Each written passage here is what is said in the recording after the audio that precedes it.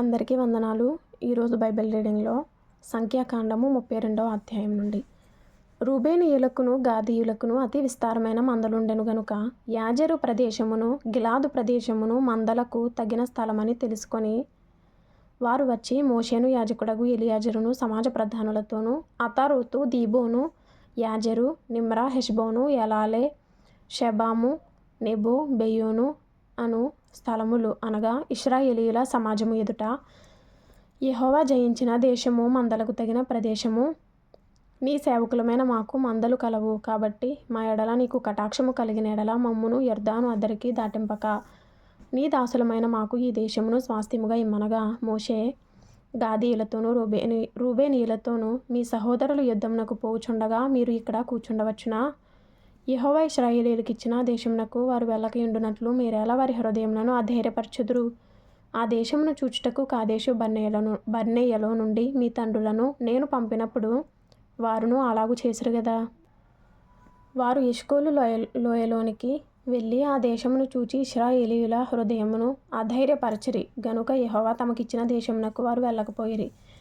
ఆ దినమున యెహోవా కోపము రగులుకొని 20 ఏండ్లు మొదలుకొని పైప్రాయము కలిగి ఐగుప్తు దేశములో నుండి వచ్చిన మనుష్యులలో పూర్ణ మనస్సుతో యెహోవాను అనుసరించిన కెనిజీయుడగు యెఫున్నె కుమారుడైన కాలేబును నూను కుమారుడైన యెహోషువయు తప్ప మరి ఎవడునూ పూర్ణ మనస్సుతో నన్ను అనుసరింపలేదు గనుక నేను అబ్రహాము ఇస్సాకు యాకోబులకు ప్రమాణపూర్వకముగా నిచ్చిన దేశమును వారు తప్ప మరి ఎవరునూ చూడరని ప్రమాణము చేశాను.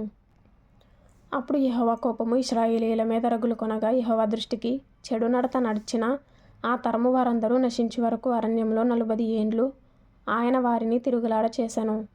ఇప్పుడు ఇశ్రాయేలీయుల ఎడల యెహోవాకు కోపము మరి ఎక్కువగా పుట్టించినట్లుగా ఆ పాపుల సంతానమైన మీరు మీ తండ్రులకు ప్రతిగా బయలుదేరి ఉన్నారు. మీరు ఆయనను అనుసరింపక వెనుకకు మళ్ళిన ఎడల ఆయన ఈ అరణ్యంలో జనులను ఇంకా నిలువ చేయును.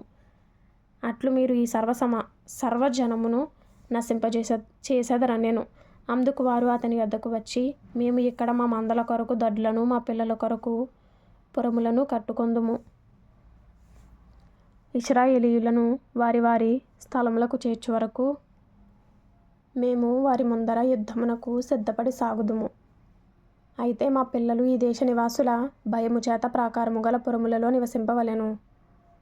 ఇశ్రాయేలీయులలో ప్రతివాడును తన స్వాస్థ్యమును పొందు వరకు మా ఇండ్లకు తిరిగి రాము. తూర్పు దిక్కున యొర్దాను యువతల మాకు స్వాస్థ్యము దొరికెను గనుక యొర్దాను అవతల దూరముగా వారితో స్వాస్థ్యము పొందమనిరి. అప్పుడు మోషే వారితో మీరు మీ మాట మీద నిలిచి యెహోవా సన్నిధిని యుద్ధమునకు సిద్ధపడి యెహోవా తన ఎదుట నుండి తన శత్రువులను వెళ్ళగొట్టు వరకు యెహోవా సన్నిధిని మీరందరూ యుద్ధ సన్నద్ధుల యొర్దాను అవతలికి వెళ్ళిన ఎడల ఆ దేశము యెహోవా సన్నిధిని జయింపబడిన తరువాత మీరు తిరిగి వచ్చి యెహోవా దృష్టికిని ఇశ్రాయేలీయుల దృష్టికిని నిర్దోషులయ్యుందురు. అప్పుడు ఈ దేశము యెహోవా సన్నిధిని మీకు స్వాస్థ్యమగును. మీరు అట్లు చేయని ఎడల యెహోవా దృష్టికి పాపము చేసిన వారగుదురు గనుక మీ పాపము మిమ్మును పట్టుకొనును అని తెలుసుకొనుడి. 1 అని సంఖ్య వేసిన నెంబర్కి కింద ఫుట్నోట్లో మీ పాప ఫలము మీకు లభించును అని ఉంది. మీరు మీ పిల్లల కొరకు పురములను మీ మందల కొరకు దొడ్లను కట్టుకొని మీ నోట నుండి వచ్చిన మాట చొప్పున చేయుడనెను. అందుకు గాదీయులును రూబేనీయులును మోషేతో మా ఏలినవాడు ఆజ్ఞాపించినట్లు నీ దాసులమైన మేము చేసేదము. మా పిల్లలు మా భార్యలు మా మందలు మా సమస్త పశువులు అక్కడ గిలాదు పురములలో ఉండును.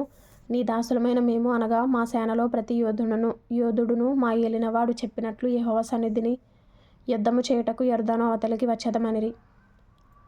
కాబట్టి మోషే వారిని గూర్చి యాజకుడైన ఎలియాజరుకును నూను కుమారుడైన యెహోషువకును ఇశ్రాయేలీయుల గోత్రములలో పితరుల కుటుంబముల ప్రధానులకును ఆజ్ఞాపించి వారితో ఇట్లనెను. గాదీయులును రూబేనీయులును అందరూ యెహోవా సన్నిధిని యుద్ధమునకు సిద్ధపడి మీతో కూడా యొర్దాను అవతలికి వెళ్ళిన ఎడల ఆ దేశము మీ చేత జయింపబడిన తరువాత మీరు గిలాదు దేశమును వారికి స్వాస్థ్యముగా ఇయ్యవలెను.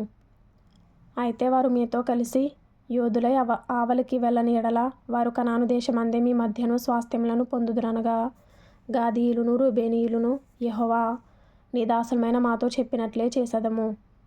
మేము యెహోవా సన్నిధిని యుద్ధ సన్నద్ధులమై నది దాటి కనాను దేశంలోనికి వెళ్ళదము. అప్పుడు యొర్దాను యువతల మేము స్వాస్థ్యమును పొందెదమని ఉత్తరమిచ్చిరి.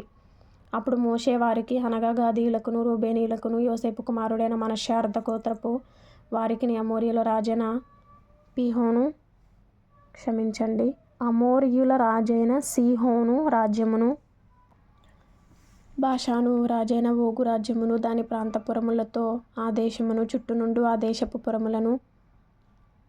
దేశపురములను ఇచ్చెను. గాదీయులు దీబోను, అతారోతు, అరోయేరు, అత్రోతు, షోపాను, యాజెరు, యొగ్బెహ, బేత్నిమ్రా, బేత్హారాను అను ప్రాకారములు గల పురములను మందల దొడ్లను కట్టుకొనిరి.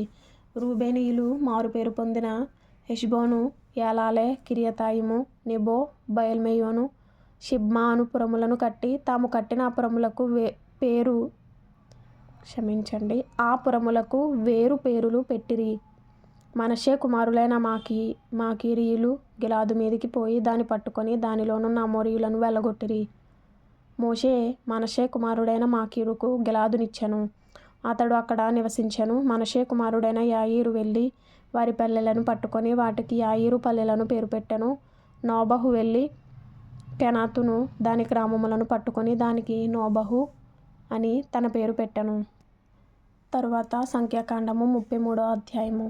మోషే అహరోనుల వలన తమ తమ సేనల చొప్పున ఐగుప్తు దేశంలో నుండి బయలుదేరి వచ్చిన ఇశ్రాయేలీయులు చేసిన ప్రమాణములు ఇవి. మోషే యెహోవా సెలవిచ్చిన ప్రకారము వారి ప్రయాణములను బట్టి వారి సంచార క్రమములను వ్రాసెను. వారి సంచార క్రమముల ప్రకారము వారి ప్రయాణములు ఇవి.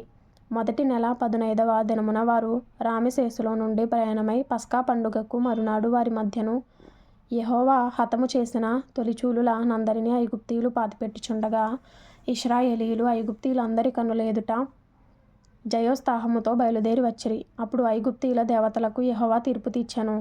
ఇశ్రాయేలీయులు రామెసేసులో నుండి బయలుదేరి సుక్కోతులో నుండి వారు బయలుదేరి అరణ్యపు కడనున్న యాతాములో దిగిరి. యాతాములో నుండి బయలుదేరి బయల్సెఫోను ఎదుటనున్న పీహహీరోతు తట్టు తిరిగి మిగ్దోలు ఎదుట దిగిరి. పీహహీరోతులో నుండి బయలుదేరి సముద్రము మధ్య నుండి అరణ్యంలోనికి చేరి యాతాము అరణ్యమందు 3 దినముల ప్రయాణము చేసి మారాలో దిగిరి. మారాలో నుండి బయలుదేరి ఏలీముకు వచ్చిరి. ఏలీములో 12 నీటి బుగ్గలును 70 ఈత చెట్లును ఉండెను. అక్కడ దిగిరి. ఏలీములో నుండి వారు బయలుదేరి ఎర్ర సముద్రమునద్ద దిగిరి. ఎర్ర సముద్రమునద్ద నుండి బయలుదేరి సీను అరణ్యమందు దిగిరి. సీను అరణ్యములో నుండి బయలుదేరి దోపకాలో దిగిరి.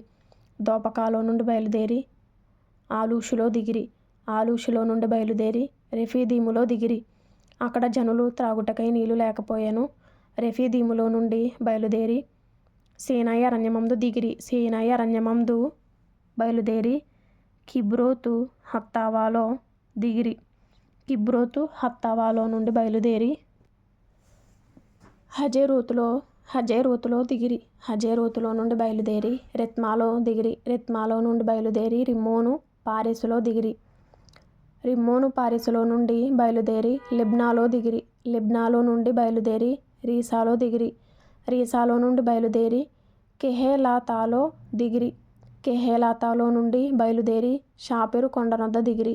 షాపెరు కొండనొద్ద నుండి బయలుదేరి హరాదాలో దిగిరి. హరాదాలో నుండి బయలుదేరి మకెలోతులో దిగిరి. మకెలోతులో నుండి బయలుదేరి తాహతులో దిగిరి. తాహతులో నుండి బయలుదేరి తారహులో దిగిరి. తారహులో నుండి బయలుదేరి మిత్కాలో దిగిరి. మిత్కాలో నుండి బయలుదేరి హష్మోనాలో దిగిరి. హష్మోనాలో నుండి బయలుదేరి మొసేరోతులో దిగిరి. మొసేరోతులో నుండి బయలుదేరి బెనేయాకానులో దిగిరి. బెనేయాకానులో నుండి బయలుదేరి హోర్ హగ్గీద్గాదులో దిగిరి. హోర్ హగ్గీద్గాదులో నుండి బయలుదేరి యొత్బాతాలో దిగిరి. యొత్బాతాలో నుండి బయలుదేరి ఎబ్రోనాలో దిగిరి. ఎబ్రోనాలో నుండి బయలుదేరి ఎసోన్గెబెరులో దిగిరి. ఎసోన్గెబెరులో నుండి బయలుదేరి కాదేషు అనబడిన సీను అరణ్యంలో దిగిరి. కాదేషులో నుండి బయలుదేరి ఎదోము దేశము కడనున్న హోరు కొండ దగ్గర దిగిరి. యెహోవా సెలవిచ్చిన ప్రకారము యాజకుడైన అహరోను హోరు కొండనెక్కి ఇశ్రాయేలీయులు ఐగుప్తు దేశంలో నుండి బయలుదేరి వచ్చిన 40వ సంవత్సరమున 5వ నెల 1వ దినమున అక్కడ మృతి పొందెను. అహరోను 123 ఏండ్ల ఈడు గలవాడై హోరు కొండ మీద మృతి నొందెను. అప్పుడు దక్షిణ దిక్కున కనాను దేశమందు నివసించిన అరాదు రాజైన కనానీయుడు ఇశ్రాయేలీయులు వచ్చిన సంగతి వినెను. వారు హోరు కొండ నుండి బయలుదేరి సల్మానాలో దిగిరి. సల్మానాలో నుండి బయలుదేరి పూనునులో దిగిరి. పూనునులో నుండి బయలుదేరి ఓబోతులో దిగిరి. ఓబోతులో నుండి బయలుదేరి మోయాబు పొలిమేర యొద్దనున్న ఈయే అబారీములో దిగిరి. ఈయే అబారీములో నుండి బయలుదేరి దీబోను గాదులో దిగిరి. దీబోను గాదులో నుండి బయలుదేరి అల్మోను దిబ్లాతాయిములో దిగిరి. అల్మోను దిబ్లాతాయిములో నుండి బయలుదేరి నెబో ఎదుటి అబారీము కొండలలో దిగిరి. అబారీము కొండలలో నుండి బయలుదేరి ఎరుకో దగ్గర యొర్దానుకు సమీపమైన మోయాబు మైదానములలో దిగిరి. వారు మోయాబు మైదానములలో బెత్యేషిమోతు మొదలుకొని ఆబేలు షిత్తీము వరకు యొర్దాను దగ్గర దిగిరి.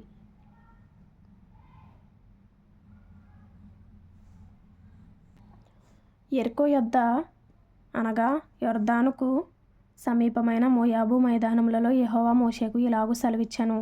నీవు ఇశ్రాయేలీయులతో ఇట్లనుము, మీరు యొర్దానును దాటి కనాను దేశమును చేరిన తరువాత ఆ దేశ నివాసులందరినీ మీ ఎదుట నుండి వెళ్ళగొట్టి వారి సమస్త ప్రతిమలను నాశనము చేసి వారి పోత విగ్రహములనన్నిటినీ నశింపచేసి వారి ఉన్నత స్థలములనన్నిటినీ పాడు చేసి ఆ దేశమును స్వాధీనపరచుకొని దానిలో నివసింపవలెను. ఎలయనగా దాని స్వాధీనపరచుకొనున్నట్లు ఆ దేశమును మీకిచ్చితిని. మీరు మీ వంశముల చొప్పున చీట్లు వేసి ఆ దేశమును స్వాస్థ్యములుగా పంచుకొనవలెను. ఎక్కువ మందికి ఎక్కువ స్వాస్థ్యమును, తక్కువ మందికి తక్కువ స్వాస్థ్యము ఇయ్యవలెను. ఎవని చీటి ఏ స్థలమున పడునో వానికి ఆ స్థలమే కలుగును. మీ తండ్రుల గోత్రముల చొప్పున మీరు స్వాస్థ్యములు పొందవలెను. అయితే మీరు మీ ఎదుట నుండి ఆ దేశ నివాసులను వెళ్ళగొట్టని ఎడల మీరు వారిలో ఎవరిని ఉండనిచ్చెదరో వారు మీ కన్నులలో ముండ్లుగాను మీ ప్రక్కలలో శూలములుగాను ఉండి మీరు నివసించు ఆ దేశములో మిమ్మును బాధపెట్టెదరు. మరియు నేను వారికి చేయతలంచినట్లు మీకు చేసేదనని వారితో చెప్పుము. సంఖ్యాకాండము 32వ అధ్యాయము 23వ వచనంలో చాలా ఇంపార్టెంట్ అయిన మాట ఉంది. మీ పాపము మిమ్మును పట్టుకొనును. కింద ఫుట్నోట్లో చూసుకుంటే మీ పాప ఫలము మీకు లభించును అనే మాట ద్వారా ప్రభు నాతో మాట్లాడారు. ఈ అధ్యాయంలో చాలా ఇంపార్టెంట్ అయిన మాట ఇది. అలాగే సంఖ్యాకాండము 33వ అధ్యాయంలో 55వ వచనంలో అయితే మీరు మీ ఎదుట నుండి ఆ దేశ నివాసులను వెళ్ళగొట్టని ఎడల మీరు వారిలో ఎవరిని ఉండనిచ్చెదరో వారు మీ కన్నులలో ముండ్లుగాను మీ ప్రక్కలలో శూలములుగాను ఉండి మీరు నివసించు ఆ దేశంలో మిమ్మును బాధపెట్టెదరు. మరియు నేను వారికి చేయతలంచినట్లు మీకు చేసేదనని వారితో చెప్పుము. ఇది చాలా ఇంపార్టెంట్ అయిన మాటగా ఉంది. 1 సంవత్సరం లోపు బైబిల్ కంప్లీట్ చేయాలి అనే ఆలోచనలు కలిగిన వారు ఫాలో చేయండి, లైక్ చేయండి, షేర్ చేయండి, సబ్స్క్రైబ్ చేసుకోండి. ప్రభు మీకు తోడైండును గాక.